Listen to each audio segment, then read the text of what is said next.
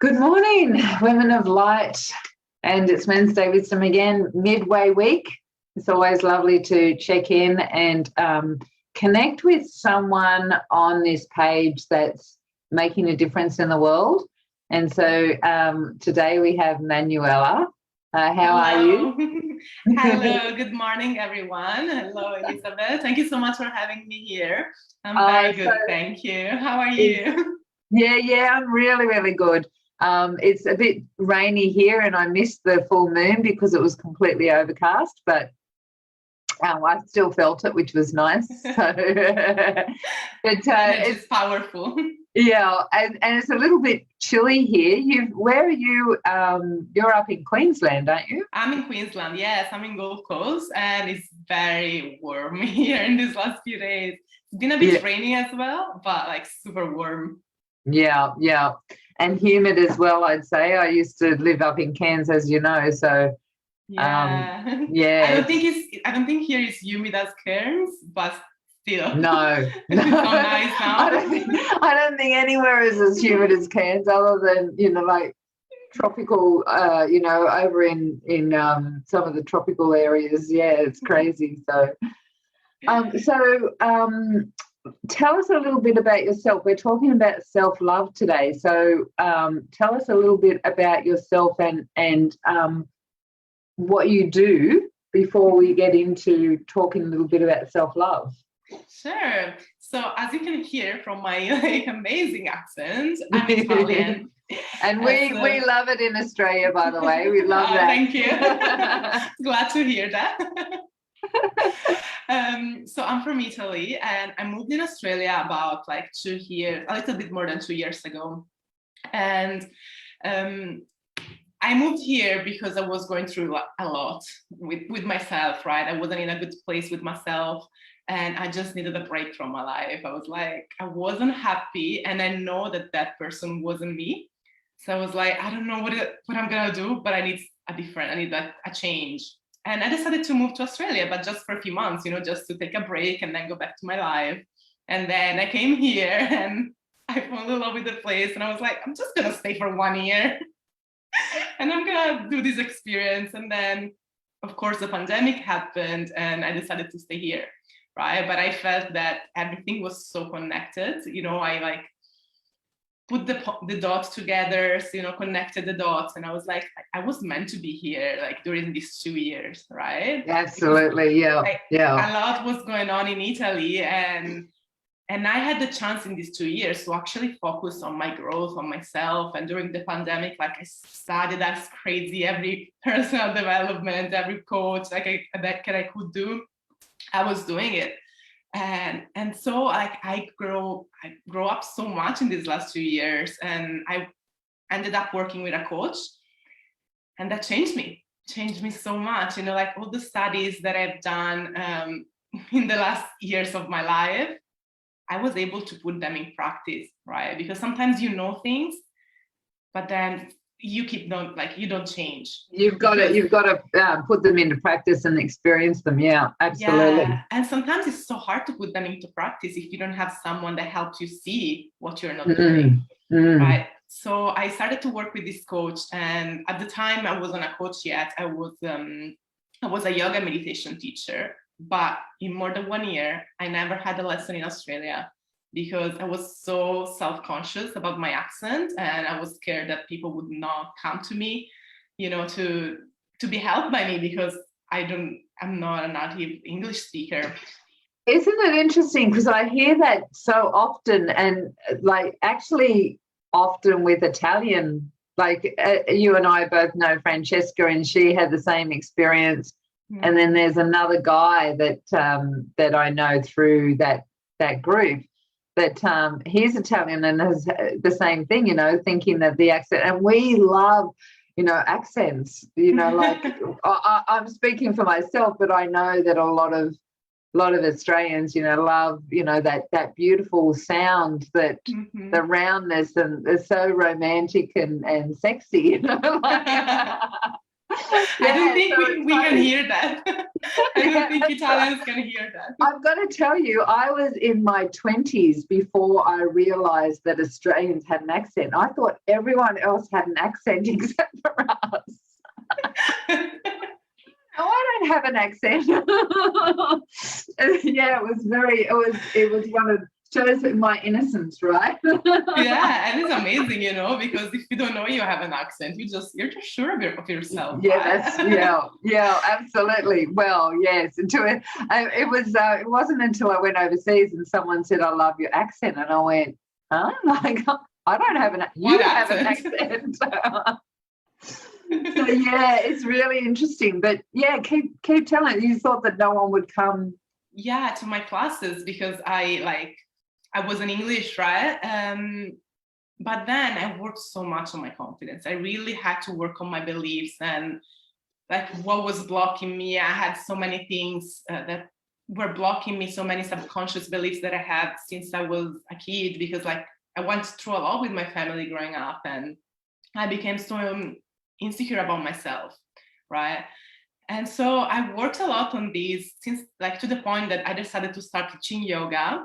And I was loving so much seeing the results that my clients were getting, right? Like the gratitude. And at the same time, I was seeing the results of the coaching work on myself. So I arrived at a point and I was like, I want to do more for people. Like I want to let them see that they can live a different life. They can actually be happy, right? It's not just 1 hour of yoga a week. It's just changing everything from the upside down, like from the top to the beginning, I think I don't know what I said. You see why I'm subconscious about English? But now I embrace it. Like I laugh about it. Before I couldn't. So like yeah. So like changing everything, and it doesn't have to be like a massive change, but it has to be an internal change until you change that relationship with yourself, that beliefs that you have about yourself, that when you do that change, everything can change around you, right? Yeah. And I really want to give a message to people that they can live the life that they want. They can be happy. They can wake up in the morning and feel excited, right? While we have this pattern in Italy, we have it a lot, that people just settle down, people are unhappy, and it's okay. This is just life. And I'm like, no, this is not life. You can actually be super happy in your life. It's not just in Italy, because Australians can be very lethargic when it comes to their desires and needs and drive, and it can be, well, I think that maybe it's a worldwide thing, that we get so conditioned to believe that we can't have it all, that we stop trying, we stop dreaming, we stop, and as you were saying that, Manuela, about we can have what we want, I was thinking, isn't it like, it's almost like there's this awakening in the last 18 months or a year of where that's the theme for a lot of coaches. A lot of us are really just, sharing with people, you can wake up to your dreams, it's it must be in the air, and it's time for all of us to set out and start creating that life that you're talking about, living, because I know that that's what you're doing, right? I know I've watched and followed you, we're friends on Facebook, and I see you in different areas and different places and hanging out and enjoying your life, and so yeah, it's really beautiful too. So are you still teaching yoga?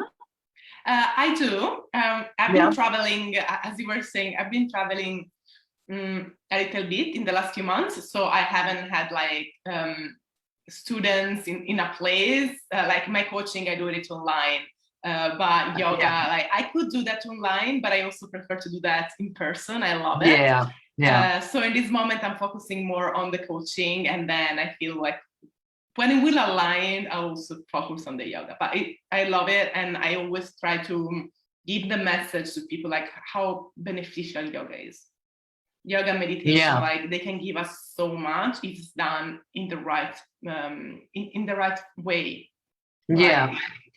And So, yeah. with the self-love, like that's obviously the coaching aspect that you do is self-love. So tell us a little bit about that journey. You know, how did you come to, I suppose you've got to have the experience yourself, right? So then you can share that, which is what you were just saying. Yeah. Yeah, I do self-love and empowerment, but I love to talk about self-love because I believe, for my personal experience and then for the experience that I had with my students and my clients, that everything is affected by self-love. Self-love is a word that we hear so much, like in the last few years. It's like we overhear it, right? Everybody talk about self-love. You gotta love yourself. You need to love yourself first. But then nobody teach you what it means. We say, yeah, I love myself. How? How you love yourself? Say I love myself is not enough. And I had to learn that. I really had to like say, wait, I'm not doing actions to love myself. I can say that I love myself, but my actions are not aligned with that. I'm not giving space to myself. I'm not giving time to myself. I'm not being kind to myself. You know, we find ourselves being so critical with ourselves, telling ourselves things that we would never say to anybody else. Yeah. Right? Yeah. And understanding our needs. So like I was like super people pleaser. I was saying yes to everybody. I was like always giving my love to everyone and never having it back, right? And I did have to understand that, hey, if you don't give love to yourself first, nobody will give it to you. Because there is a quote that I don't know where it's from, but I love it. The way you love yourself is the way you teach others to love you. Oh, wow. I love that. Yeah. Right. Because if you don't respect yourself, if you don't respect your time, if you don't respect your needs, you're teaching other people that you don't need that. Yeah. Right? You're saying to other people, this is not important for me because I'm not respecting my time. So you can take all the time you want from me. I'm not respecting my boundaries, so you can do whatever you want to me. Boundaries is like it's this big thing in self-love, setting boundaries. We are so unable to say no. I couldn't say no to anyone, right? And it was like a big work for me to start and learning how to say no. You know, I remember it's a big step, isn't it? Hey, especially that first time, like it's like, you know, having someone cut your head off, you know, like, oh no, you know, but once you get into the practice of it, right, and it becomes second nature. Yeah, because you see the benefit of it and you see that he's well, like most of the time, sometimes it's not, right? But most of the time is welcome, you know, like when you set a boundary and when you know how to do that, because like you don't have to be rude to set a boundary. You just need to be honest and to connect to the other person that you're setting the boundary with. It's well received. Like you create that connection, and people is human. Like people are human. They understand if you have some needs, but if you don't express them and you expect the other knows what you need or what you want, you'll never receive it. This was another big thing to me to learn. Like express your needs, express your expectations, because expectations are such a big thing and create a lot of resentments because we think that other people know what we need. Well, we need to understand that we are different humans, and it's not that granted. Absolutely. And the other thing that you hear a lot is, you know, you hear a lot, you know, oh, everyone's thinking about themselves, so it's like, you know, like it's okay for you to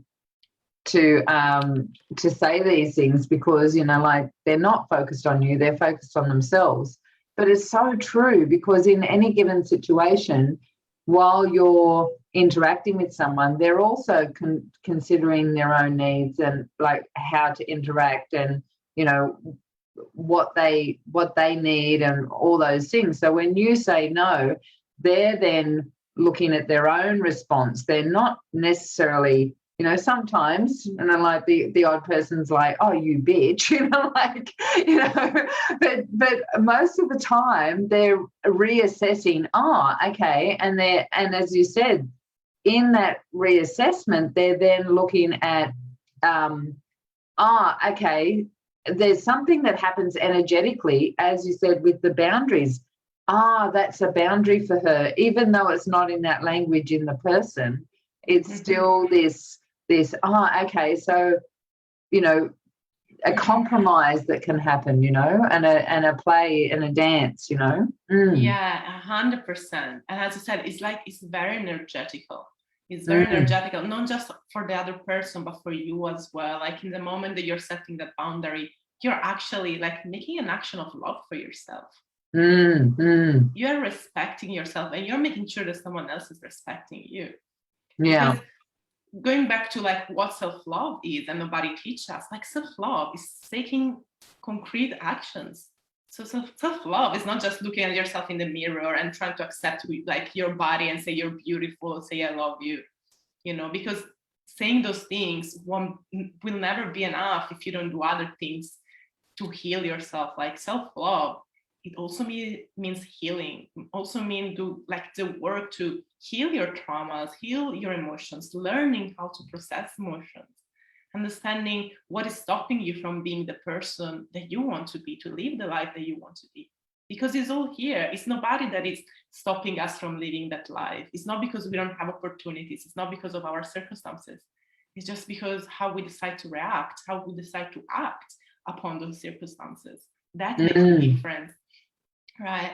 Yeah, absolutely. Yeah, understanding that self-love is all of this. It's self-forgiveness. It's learning to communicate. It is a lot of actions, you know. It's doing those actions that will allow you to be that person that you want to be.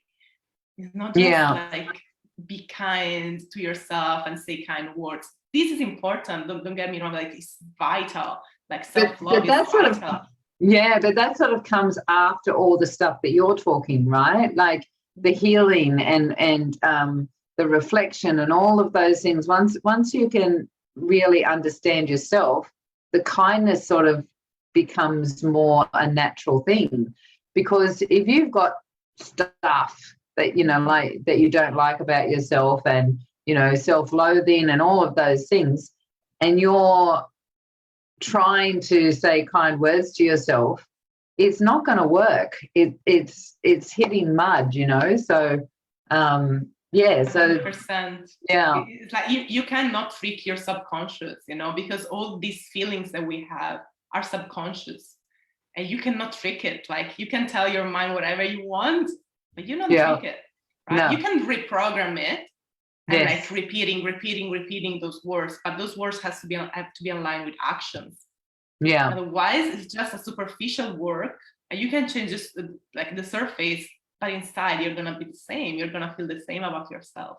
Yeah, absolutely. Yeah, and this seems to be the time, right, for you know, us to wake up and to do this internal work, and to you know, discover more of ourselves, and to name those monsters that are within, you know, that need to be, you know, once you name them, there, you know, you can clear them. So 100%. So beautiful. Yeah, I believe that, like, I believe, and I found, like, from my own experience, that whenever you go through a hard time, like when things are very hard, that is your moment. Like, it's a golden moment. It's your moment for growth, you know? And it can be painful. Like, I don't deny it, like, it's true. But it's the moment where you can actually look at yourself and say, hey, what I need to change here to feel good. Because what I had to learn is that our emotions, the way we feel in our life, is just about how we want to perceive things, right? Of course, there are some painful moments, and we need to process those emotions, and we need to honor those emotions, right? Like if I'm sad or if I'm angry, I need to accept that I am. I'm not gonna hide that, right? Absolutely, no denial, right? Because that's just, you know, like, that's just suppressing it. Yeah, but then I ask myself, okay, what do I want to do about this sadness? What do I want to do about, like, why I feel angry? Understanding that our emotions are like messages for us to make us understand there is something that you need to change. There is something that happened to you today, that you did today, that someone did to you today, that wasn't good for us, you know? And for us, I mean, like, my body and mind. Yes. So what do I need to do? Maybe I need to set a new boundary. Or maybe sometimes I discover some insecurities I understand, or maybe I didn't heal this part of me. Maybe this insecurity is triggered by this. Why is it triggered? Because it's not about what the other person did or what the other person said. It's how I feel inside about myself. Right. Absolutely. So good, Manuela. So if any women on would like to catch up and find out more about what you're doing, how can they get in contact with you? Have you got a Facebook group? And yeah, 100%. I have a Facebook group called Women Wanting More, because I really want to connect women that want more for life, from life, in any area. And I wanted to create this support group where we can learn and grow together. So I can put the link in the comments if you want. Yes, later. That would be awesome. And